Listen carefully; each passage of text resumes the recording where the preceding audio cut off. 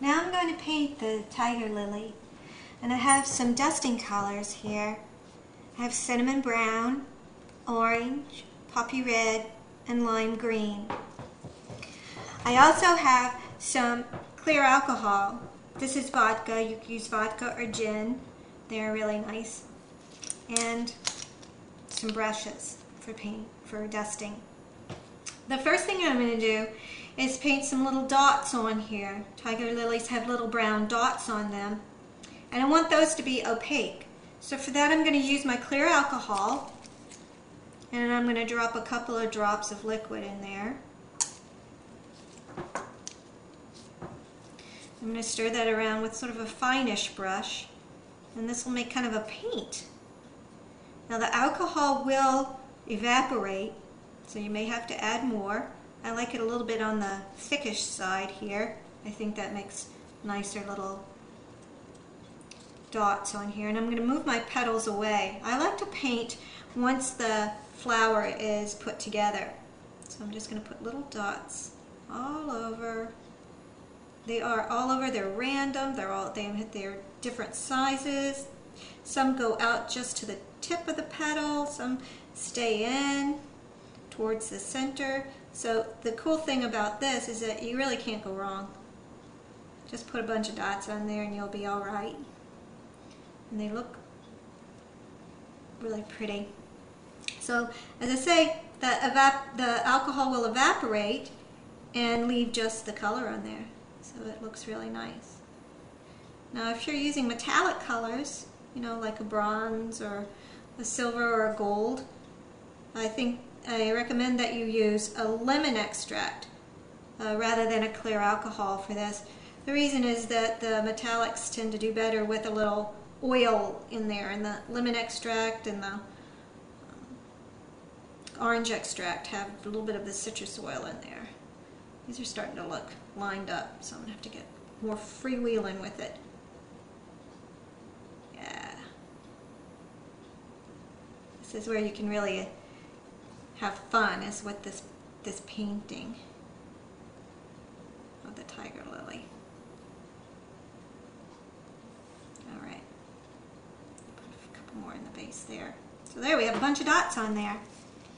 So I have my brown on there. I want that to dry up just a little bit so that it doesn't smear when I add in my orange color. So the tiger lilies kind of have a darkish orange color about them, and I have some orange in here, and I'm going to make this just a little bit more vibrant by adding just a little touch of red to it. So just a little touch of, too much red and you're going to get more of a coral color, but just that little touch of red is a really good color for painting dusting your flowers. Now I have this on a piece of green foam so that you can see pretty well what I'm doing. If I were doing this just for myself, then I would put down a bunch of paper toweling, and I would do it in an area where I was not doing my gum paste, because as you'll see, this can make quite a mess. A nice mess, but quite a mess. So now I'm just dusting it. I don't like to be too particular about where I'm hitting it with the brush. The place where you hit it first is going to have the more intensity, but you can see how it's really changing the whole texture of your flower.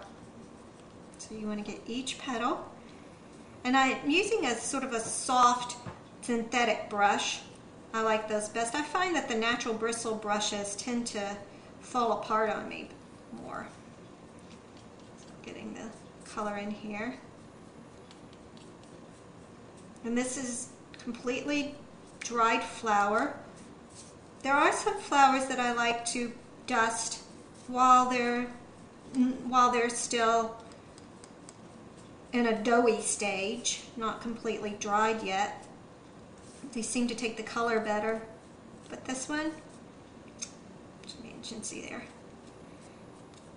Just be careful once you get those little tips of the petals, because those can be quite fragile. And then, of course, you don't want to forget the back of your flower. So you want to hit that with some little bit of color too.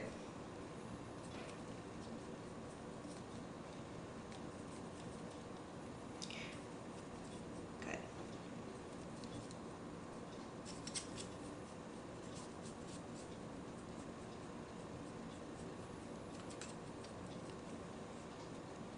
Looks nice. Get that color in here. Looking good. Alright, so there's my orange. Now, along the lobe here, I'm going to hit that with a little bit of an orangey too. Not a whole lot. I don't want it to be a dark, dark orange. Just a little bit to give it a little bit more color. And then these little stamen stems here, they can take a little pop of orange themselves. Okay, so that looks kind of nice. For the lime green, I've chosen a slightly smaller brush because I want to be more precise about where I get this particular color. So I'm just going to pop a little bit of lime green in here.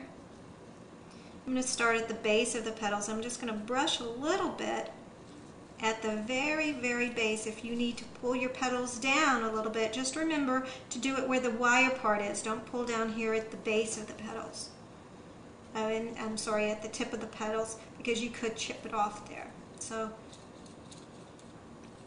take it down here at the base just to ease that transition between the stem and the petals. Just a little bit of lime green down in there, and then if you wanted, you could ease the transition up into your stamens as well. And then, of course, we don't forget the back, so again, I'm pushing where the wire is. Pushing down gently. And then I'll ease that transition here as well. I'll take my little lime green and just ease that transition there also.